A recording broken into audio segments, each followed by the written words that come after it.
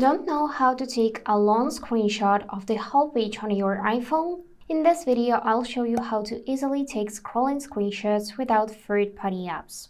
Watch till the end, and I will share a simple trick that will make it easy to use this feature. So firstly, you are gonna open any website you want to screenshot or any app in which you can scroll, for example, settings, something like that. I'm gonna open this website with apple pie recipe. Now we need to take a screenshot with a default way by pressing power button and volume up buttons together at the same time like that. Now you should see this animation, a little preview screen, which you need to tap. And to be able to use scrolling screenshot or long screenshot, you just need to switch from the screen option on top to full page. Now you can just drag the slider down to check all of the information from this website.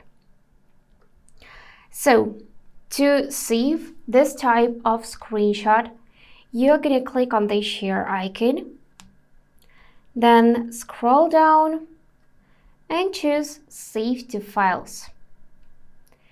After that, just pick where you want to save it and click Save. Also, you can click this button and share it to any social media or maybe print, assign to contact, and so on.